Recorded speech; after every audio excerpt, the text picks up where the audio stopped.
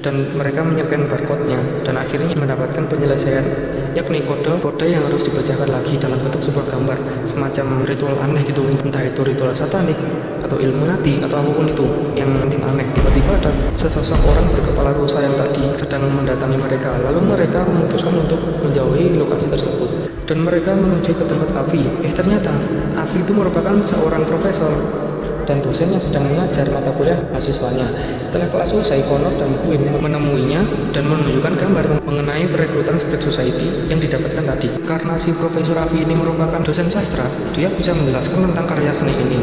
Profesor Avi menjelaskan bahwa ini merupakan karya dari William Blake. Dia dianggap gila, tetapi oleh orang lain dia dianggap jenius.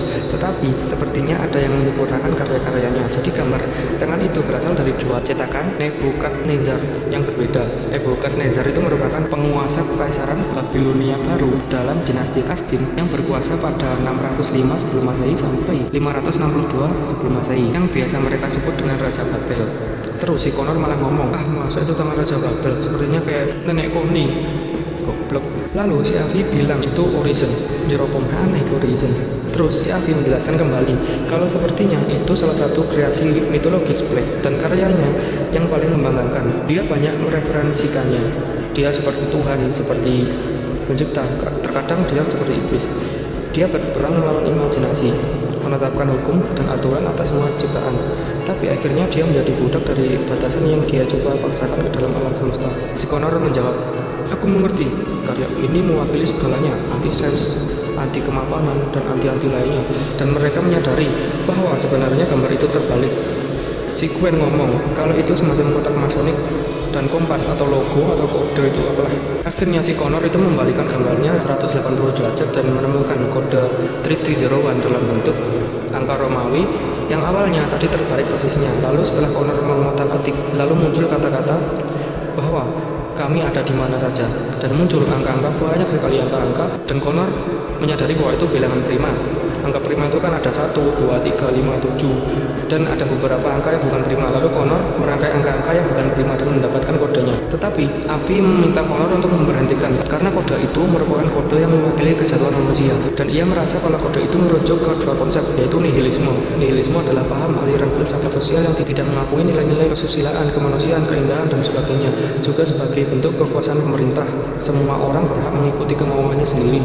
Dan yang kedua adalah transcendentalisme, adalah sebuah paham filsafat yang berpengaruh pada abad 18. Paham filsafat tersebut menekankan bahwa pengetahuan tidak terbatas dan tidak berasal semata-mata dari pengetahuan atau pengamatan, melainkan melampauinya.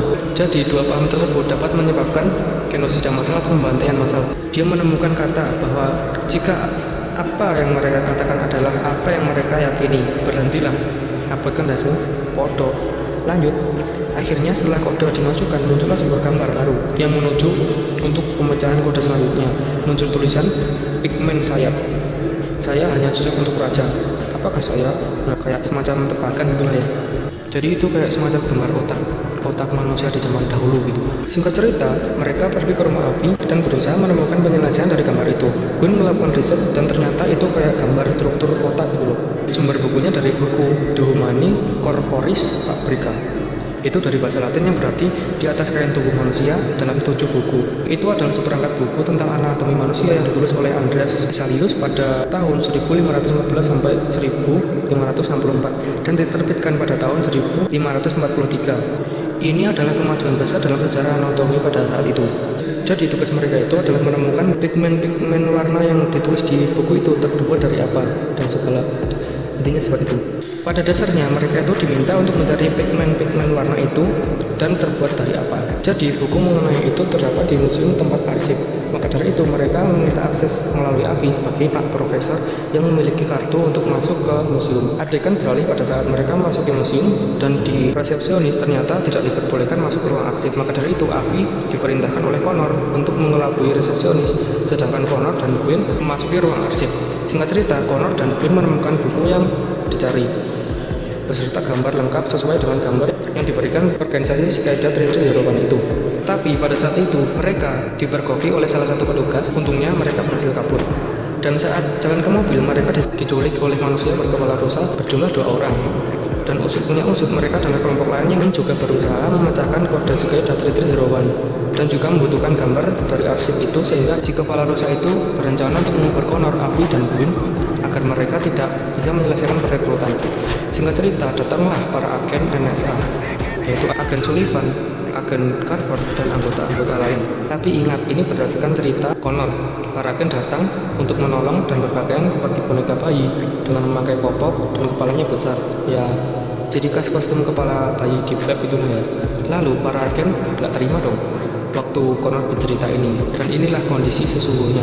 Akhirnya para agen berhasil menumbangkan dua orang berkepala busa tersebut dan menemukan barang bukti, sobekan gambar yang semacam struktur otak tadi. Nah, mirip kan sama gambar yang saya cantumkan itu. Sejak saat itu, Abby dan Quinn sudah tidak mau ikut campur lagi dalam urusan kode Cicada 3301 itu lagi.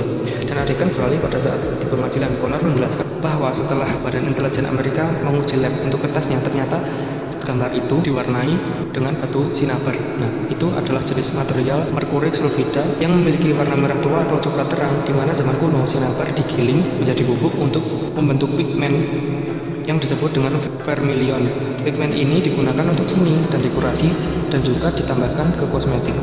Ini masih digunakan dalam cat para seniman hari ini, meski sering diganti oleh pigmen sintetis dan kurang beracun. Jadi intinya batu sinabar ini adalah batu yang beracun. Jadi biaya barang-barang itu dulunya menghabiskan banyak uang di abad 16, hanya cocok untuk raja. Nah, kata-kata itulah adalah kunci untuk membuka bagian lain dari teka-teki itu. Nah, intinya teka-tekinya itu udah terpecahkan, itulah ya.